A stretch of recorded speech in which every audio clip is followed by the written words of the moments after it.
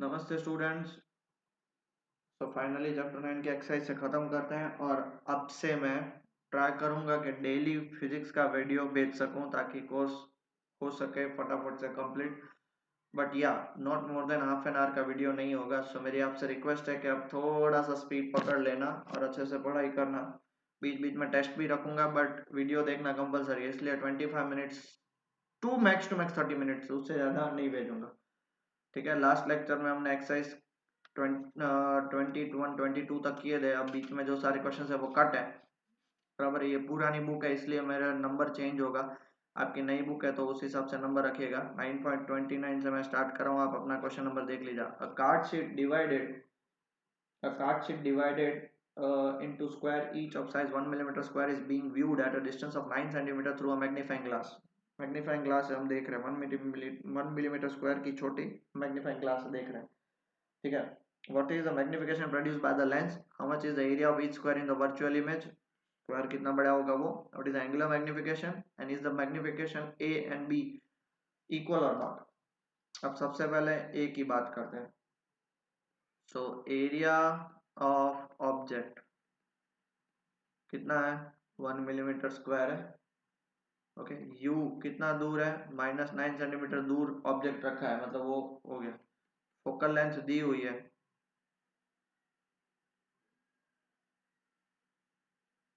Converging lens और focal length 9 centimetre दी हुई है। देखो f = +9 सेंटीमीटर। ओके, अभी हमें क्या फाइंड करना है, u फाइंड करना है, सॉरी v। तो by lens formula 1/f = 1/v - 1/u। तो देखो 1/f, f कितना होगा +9, 1/v हमें फाइंड करना है माइनस ऑफ माइनस 1/+9। therefore सब कुछ कट होके 0 = 1/v, therefore v = infinite। v = मतलब काफी दूर इमेज बनेगी क्योंकि एग्जैक्टली फोकस पे रखा गया है ना।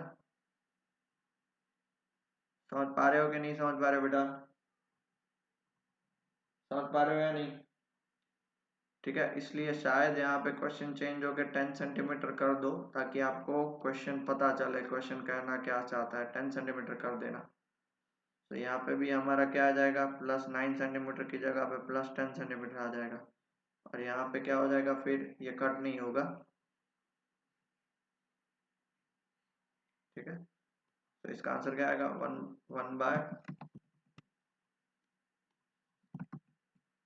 1/f की जगह पे 10 = 1/v माइनस और माइनस प्लस 1/9।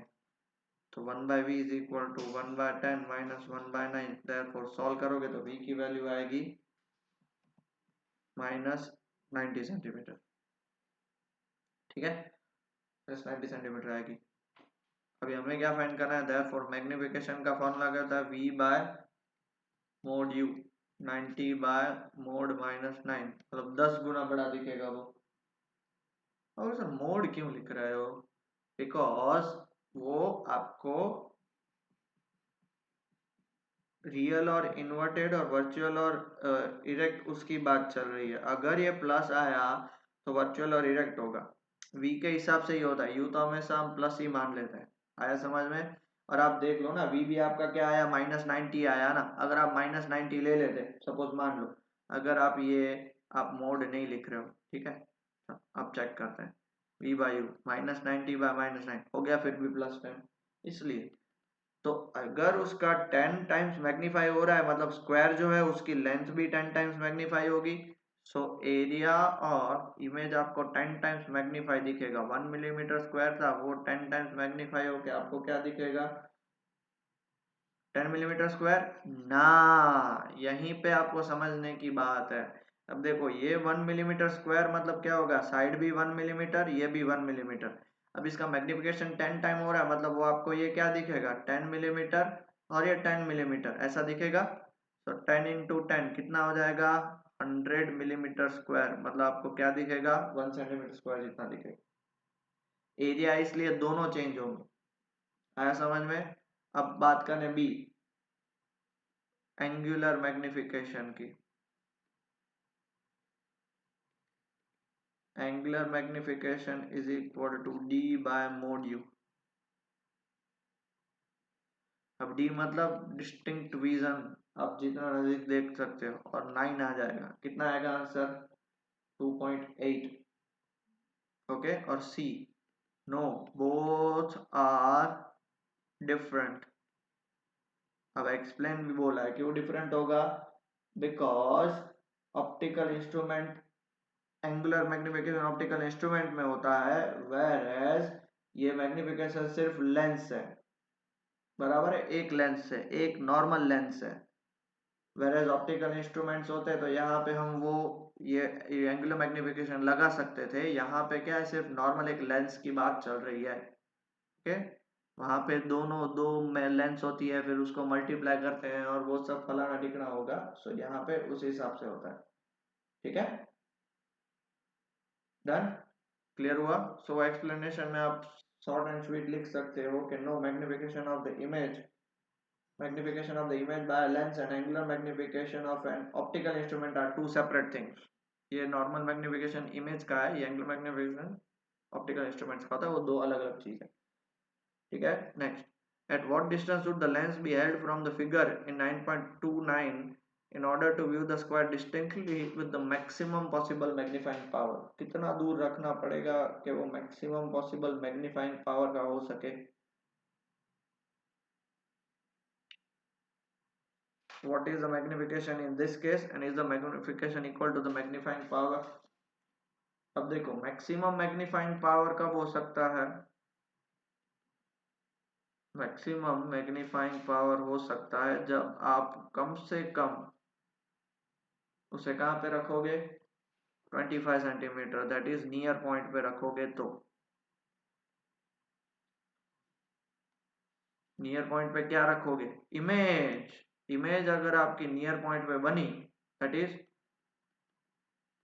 इमेज इज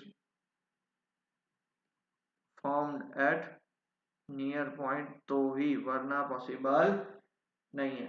तो v क्या हो जाएगा? -25 सेंटीमीटर। f क्या हो जाएगा? +10 सेंटीमीटर। तो हमें u फाइंड करना है। बेटा क्वेश्चन समझ में आया? क्वेश्चन ये बोल रहा है, क्वेश्चन ये बोल रहा है कि कितने डिस्टेंस पे हमें ये रखना चाहिए कि वो हमें स्क्वायर डिस्टिंक्टली दिखे। ये जब डिस्टिंक्टली आता है मतलब हमारी आइज को स्ट्रेन नहीं होना चाहिए, मतलब इमेज कहाँ बनना चाहिए? -25 पे। Balance formula 1/f is equal to 1/b minus 1/u। इसको सॉल्व करोगे तो u की वैल्यू आएगी -7.15, मतलब -50/7 सेंटीमीटर। ठीक है, सॉल्व आपको करना है। अब इसका मैग्निफिकेशन क्या होगा इस केस में? Magnification is equal to v/u। v कितना है? -25 -50/7 कट होके कितना हो जाएगा? 7/2, मतलब 3.5। और साथ ही साथ पूछा है कि is the magnification equal to magnifying power. Magnifying power, magnification और मैग्नीफाइंग पावर दोनों अलग चीज है। ये होगा d/mod u। d मतलब 25 और mod u मतलब 50/7। ये भी तो 3.5 ही आया। तो यस, दे आर इक्वल। आप बोलोगे सर अभी तो थोड़ी देर पहले आपने बोला था इक्वल नहीं है। हाँ, हम, आपको याद हो तो जितने भी ऑप्टिकल इंस्ट्रूमेंट्स हैं उसमें हम डिस्टिंक्ट विजन पे ही इमेज को फाइंड करते थे। यहाँ पे भी हमने इमेज कहाँ पे रखा है? डिस्टिंक्ट विजन पे, इसलिए दोनों इक्वल होंगे। हाँ, बट आगे पीछे करोगे तो वो इक्वल नहीं हो सकते। Yes, they are equal because reason है इमेज इज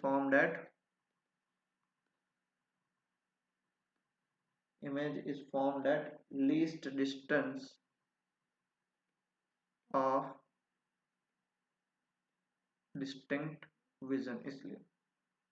ठीक है, next question, what should be the distance between the object in exercise 9.30? मतलब ये सारे एक साथ कनेक्ट है। In the magnifying glass, if the virtual image of each square in the figure is to have an area of 6.25 millimeter square। अब देखो, here magnification area का, magnification in area, magnification in area मतलब हमें कितना बनाना है? 6.25 millimetre square, और है कितना? 1 मिलीमीटर स्क्वायर। तो आंसर कितना आएगा? 6.25। तो ये जो मैग्निफिकेशन होगा वो क्या होगा? एरियल होगा, बराबर है। एरियल होगा, और हमें क्या चाहिए, लीनियर मैग्निफिकेशन चाहिए।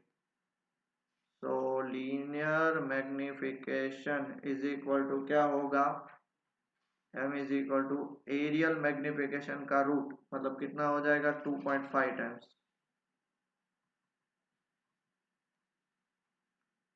अब बोलोगे सर क्या किया, पता नहीं चला। याद करो 29th क्वेश्चन में हमने 29th क्वेश्चन में हमने एक ही साइड को क्या किया था, एक साइड जो थी ये भी 10 मीटर और ये भी 10 मिलीमीटर, इसलिए मल्टीप्लाई होके उसका 100 हो जाएगा। वैसे अभी हमें सिर्फ एक साइड का फाइंड करना है, तो जो एरिया आया उसका हमें क्या करना पड़ेगा, रूट फाइंड करना पड़ेगा, तो ही साइड मिलेगा।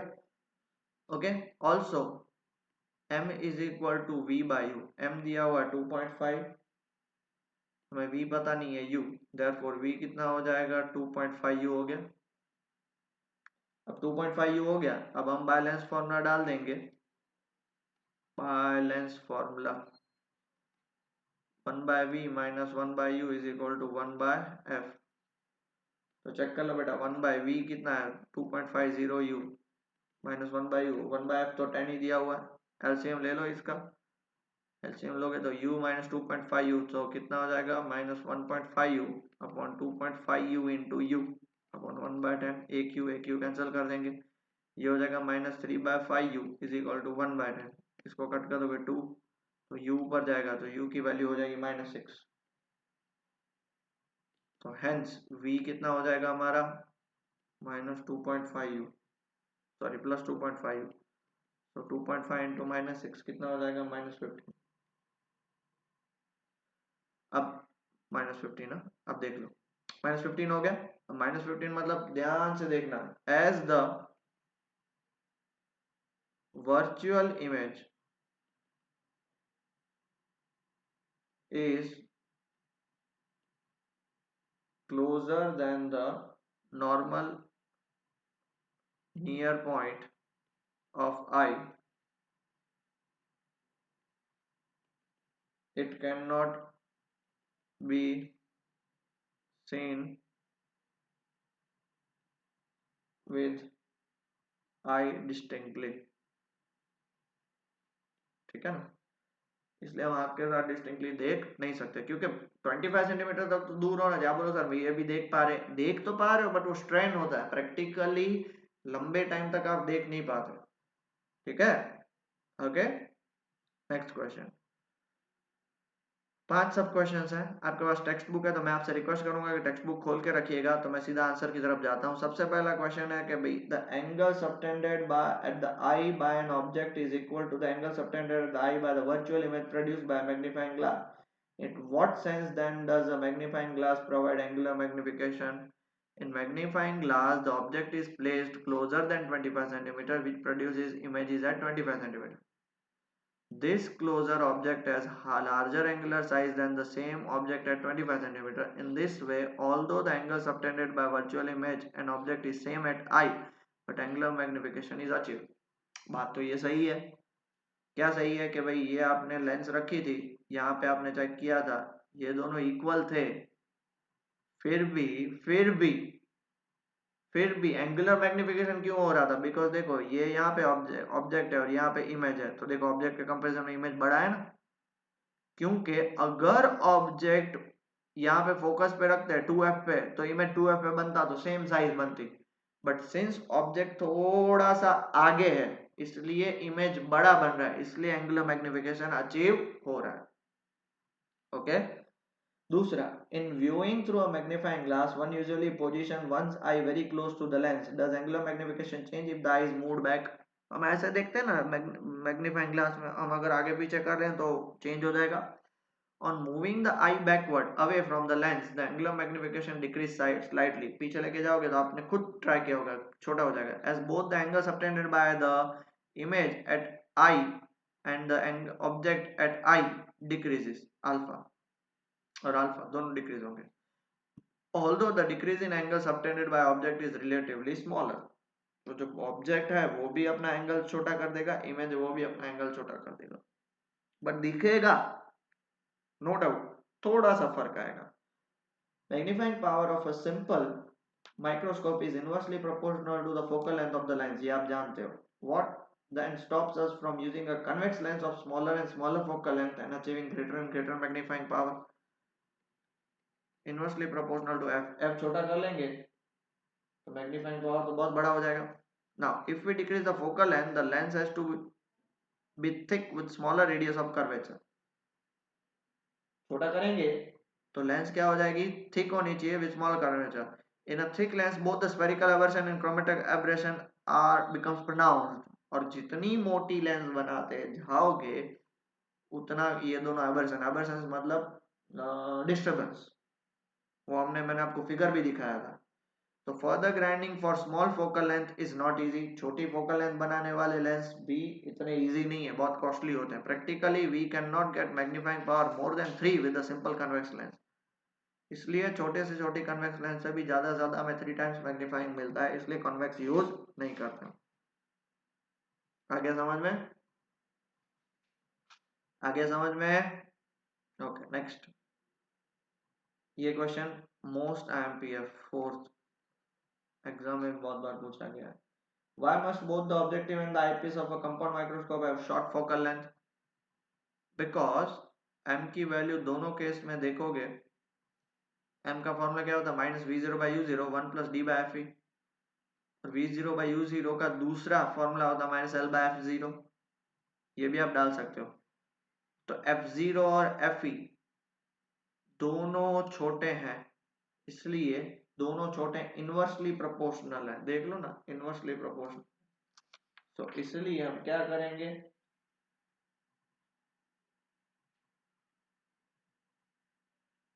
हाँ इसलिए हम क्या करेंगे, therefore therefore therefore therefore therefore नहीं, उससे पहले since m is inversely proportional to f0 and fe, ठीक है, मल्टीप्लाई करने के बाद hence both focal length should be,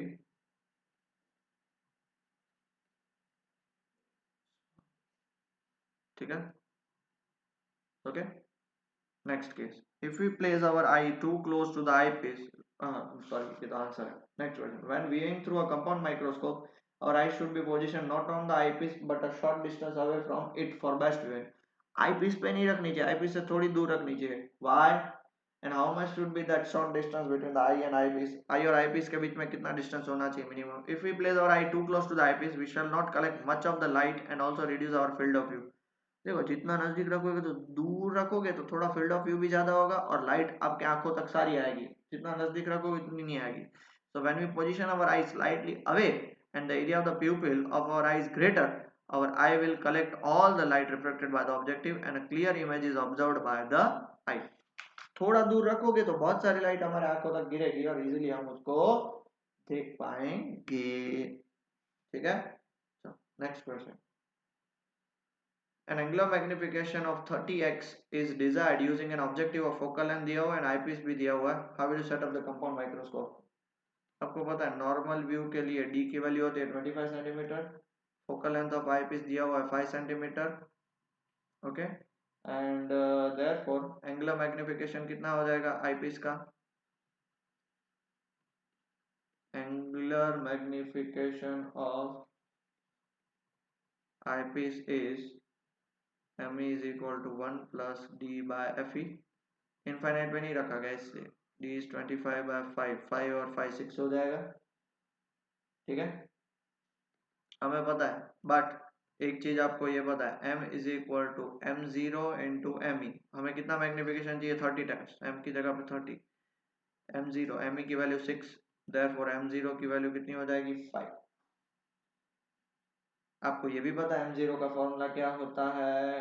भाई आपको दूसरी बात कि भाई कंपाउंड माइक्रोस्कोप की बात चल रही है, तो यहाँ पे आप क्या करोगे,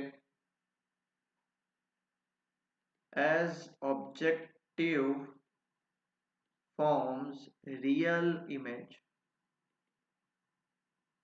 क्या बनाता है, ऑब्जेक्टिव रियल इमेज बनाता है. तो इसका फॉर्मूला क्या होगा, minus we zero by you zero by 5. No doubt M zero का formula V zero by you zero होता है, बट वो क्या बनाता है, ऑब्जेक्टिव बनाता है.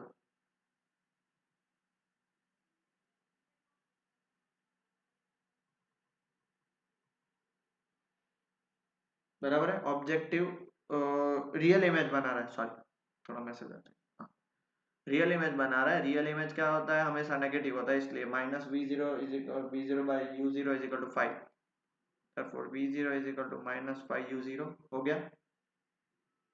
आपको पता है f0 दिया हुआ आपके पास 1.25 सेंटीमीटर, तो बाय लेंस फॉर्मूला क्या है, lens formula 1 by f0 is equal to 1 by v0 plus 1 by u0, so 1 by f0 is equal to 1 by 1.25, 1 by v0 की जगह पे मैं करूंगा माइनस 5 बाय और ये प्लस 1 बाय, प्लस नहीं आएगा माइनस आएगा यहाँ पे, प्लस तो मिरर फॉर्मूला में आता है और मिरर फॉर्मूला के क्वेश्चंस है सारे लेंस फॉर्मूला के, तो इसको आप कैलकुलेट करोगे तो 1 बाय 1.25, ठीक है 5 से ऊपर नीचे मल्टीप्लाई माइनस ऊपर चला गया तो 5 से, तो माइनस 6 बाय 5 यू नॉट हो जाएगा, तो u naught is equal to minus 1.25 into 6 by 5, तो माइनस 1.25 इंटू 6 इंटू 5, तो आंसर कितना आएगा माइनस 1.5 सेंटीमीटर। ओके, तो हमें देखो ऑब्जेक्ट डिस्टेंस इतना मिल गया, अभी हमें क्या फाइंड करेगा, thus object is what 1.5 centimeter in front of objective lens अब उसके बेस पे हम क्या फाइंड करेंगे, v0 भी हमें मिल जाएगा माइनस 5 इंटू यू नॉट, मतलब आंसर कितना आएगा, यू नॉट भी नेगेटिव है, सो माइनस 5 इंटू माइनस 1.5 मतलब 7.5 सेंटीमीटर। आप जानते हो ये आई पीस, ये ऑब्जेक्टिव होता है तो इमेज यहाँ पे बनता है, तो ये नेगेटिव तो ये पॉजिटिव हो गया, और यहाँ पे हमारा क्या होगा, आई पीस होगा, बराबर है। बट आई पीस की भी फोकल लेंथ कितनी है, 1.25 सेंटीमीटर है, 1.21 ना, आई पीस की फोकल लेंथ कितनी दी हुई है, 5 सेंटीमीटर, बराबर है, कितनी दी हुई है, 2.5 सेंटीमीटर है, क्लियर हो गया, सॉरी 5 सेंटीमीटर, 5 सेंटीमीटर, 5 सेंटीमीटर, हाँ। तो अब हम क्या फाइंड करेंगे, अब हम फाइंड करने जा रहे हैं u e, 1 by f e is equal to 1 by v e minus 1 by u e, so 1 by f e कितना है हमारे पास 5, 1 बाय वीई हमें पता है, हाँ है, कितना है माइनस डी, क्योंकि नियर पॉइंट पे हमको देखना है उसको, इसलिए 1 by minus 25 minus 1 by u e, calculation करोगे तो यूई की वैल्यू आएगी माइनस 4.17 सेंटीमीटर। ओके, तो therefore separation between objective and eyepiece कितना होना चाहिए, यूई प्लस यू नॉट, ये उसका फॉर्मूला है, यूई कितना है 4.17 और यू नॉट आपका कितना है 1.5, तो कितना आ जाएगा, यूई प्लस वी नॉट आएगा, वी नॉट, तो ये होगा 7.5, एल का फॉर्मूला 11.67 सेंटीमीटर आ जाएगा। एल का फॉर्मूला क्या था, यूई प्लस वी नॉट, ये एल का फॉर्मूला है ना, between length of the that is what to say microscope, done. आगे next question, a small telescope has objective lens of focal length 140 cm, eyepiece of focal length 5 cm, मतलब FO हमारे पास है 140 cm और FE है 5 cm। What is the magnifying power of the telescope? Telescope is normally adjusted and the final image is formed at least distance, तो सबसे पहले normal adjustment में find करेंगे हम, नॉर्मल एडजस्टमेंट में m का फॉर्मूला क्या होता है, FO by FE, FO by FE कितना निकला 28, और दूसरा when फाइनल इमेज, फॉर्मूला जब तक याद नहीं रखोगे बेटा तब यही होगा, एट द, कंफ्यूज हो जाओगे कहाँ से क्या हो रहा है, list distance of distinct vision पे जब हमारा फाइनल इमेज बन रहा है तब हमारा मैग्निफिकेशन का फॉर्मूला क्या होगा, FO by FE 1 plus D by FE, याद है, तो क्या होगा, f o by f e, 1 + d है 25 बाय एफ ई कितना है 5, तो कितना होगा 28, एफ ई बाय डी है, मेरी मिस्टेक,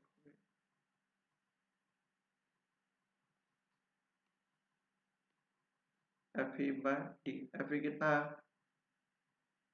5, डी कितना है 25, तो 28 बाय 6/5 आंसर आएगा 33.6। ठीक है, ठीक है बेटा। नेक्स्ट क्वेश्चन खत्म हो गया।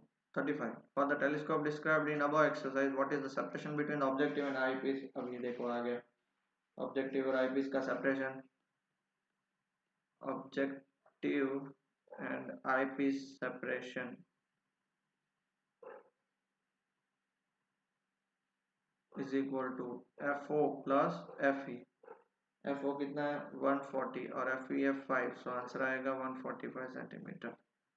और b in this telescope is used to view 100 metre tall tower 3 kilometre away, what is the height of the image of the tower formed by objective lens. So height of the image, height of the tower कितना बनेगा, ऐसे देखो 100 metre 3 kilometre away मतलब 3000 metre, कितना बनेगा alpha. So tan alpha is approximately equal to alpha is equal to tan का formula क्या होता है opposite by adjacent, तो 1/30 रेडियन होगा।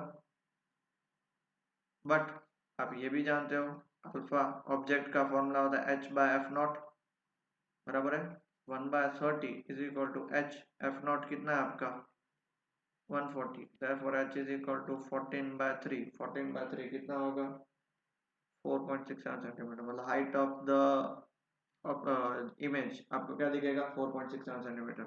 And what is the height of the final image of the tower if it is found at 25 centimetre. At 25 centimetre मतलब आपको पता है कि भाई मैग्निफिकेशन का फॉर्मूला 1 + d/f ही लेंगे, हमें इमेज के बारे में फाइंड करना बेटा। देख लो फाइनल इमेज, और यहाँ पे क्या था ऑब्जेक्ट था, तो फाइनल इमेज 1 + d/f ही क्यों लिया, बिकॉज कहाँ पे बन रहा है 25 पे, तो 1 + 25/f ही कितना है 5, तो इतना किसका आंसर हो जाएगा 6। Therefore height of final image आपको कितना दिखेगा, कितना दिखेगा बताओ, h into m e, h कितना था उसका 14/3 इंटू एम ई कितना है 6, तो ये हो जाएगा 28 सेंटीमीटर। ऐसा कैसे सर, तो बेटा ये जो आपका, ये जो आपका आप किससे देख रहे हो टेलीस्कोप से देख रहे हो ना, तो ये जो आपका है इसके कारण इसका इमेज इसका ऑब्जेक्ट हो जाएगा, मतलब इसका जो फाइनल, इसमें देखो फाइनल आपको हाइट क्या दिखेगी 14/3 दिखी, वो 14/3 इसके ऑब्जेक्ट की जितनी होगी, समझ रहे हो। तो एम ई का फॉर्मूला क्या होता है height of image upon height of object, therefore height of image is equal to m e into h0, height of object मतलब ये जो इमेज है वो इसका क्या हो जाएगा ऑब्जेक्ट हो जाएगा, इसलिए ये फॉर्मूला है, समझे। कंफ्यूज नहीं होना बेटा, कंफ्यूज बिल्कुल भी नहीं होना है। ठीक है, next question. Cassegrain grain telescope uses two mirrors as shown in figure, figure है ही नहीं एक्चुअली, फिगर आपका कैसे ग्रेन टेलीस्कोप मैंने आपको दिखाया था वही, ठीक है। अब उसमें क्या बताया गया, such that it is build with the mirrors 20 millimetre apart, दो मिरर्स 20 मिलीमीटर अपार्ट है। Radius of the curvature of the larger mirror is 220 and the smaller mirror is 140 millimetre. Where will the final image of the object of an object at infinity be, where will the final image of an object at infinity be। सबसे पहली बात तो कैसेग्रेन में क्या होता है, सबसे पहला जो ऑब्जेक्ट आता है वो किस पे लाइट फेंकता है कॉनकेव मिरर पे, तो क्या आएगा the image formed by larger mirror acts as virtual object for smaller mirror, ठीक है। पैरेलल रेज कहाँ से आएंगी? इनफाइनाइट से तो पैरेलल रेज कहाँ आएंगी? Coming from infinite, coming from infinity will focus, कहाँ पे फोकस करेंगी वो? विल फोकस एट, किधर? 110 mm पे फोकस करेंगी। बोलो सर क्यों 110 mm पे फोकस करेगी? रेडियस ऑफ कर्वेचर 220 है, तो r is equal to 2f, f is equal to r by 2, मतलब 220 का आधा 110 इसलिए आया। Okay, therefore the distance of virtual object, distance of virtual object for the smaller mirror is equal to 110 minus 20, 90 mm हो जाएगा। Okay, कैसे 90 mm sir? तो देखो ना, दोनों मिलीमीटर 20 मिलीमीटर अपार्ट है, याद है ऐसा कुछ था? कैसेग्रेन माइक यहाँ से ऐसे फोकस हो रहा था, सो इसका इन दोनों के बीच का डिफरेंस है 20 mm, और ये कितना था? 110 mm, बराबर है। दोनों को सब्ट्रैक्ट करोगे तो कितना आएगा? 90 mm आ जाएगा। समझे? आप अगर कैसेग्रेन टेलीस्कोप आप देख रहे हो तो ही आपको पता चलेगा, वरना नहीं पता चलेगा। 90 mm हो गया। So for convex mirror you कितना है? -90 mm। फोकस उसके लिए कितना होगा? -70 mm। अब देखो, आप यहाँ पे बोलोगे सर वापिस -70 क्यों? 140 का आधा कितना होता है? 70 होता है, बराबर है बेटा। यहाँ पे जो फॉर कन्वेक्स मिरर, मतलब देखो दो टाइप के मिरर होते हैं, आप ये भी जानते हो भाई। काजेगन में आपने अगर फिगर देखा होगा तो पहला कॉनकेव मिरर और फिर दूसरा कन्वेक्स मिरर, बराबर है। अब पहला कॉनकेव मिरर से रिफ्लेक्ट होके कन्वेक्स मिरर पे आ रही है, कॉनकेव मिरर से रिफ्लेक्ट होके कन्वेक्स मिरर पे आती है, ऐसा होता है, आप जानते हो, बराबर है, पक्का? तो इसलिए हम क्या करेंगे, हम जो दूसरा है, दूसरा कन्वेक्स मिरर, उसके लिए ये ले रहे हैं, क्योंकि फाइनली में तो यही बनेगा कन्वेक्स मिरर के रिफ्लेक्ट होने के बाद।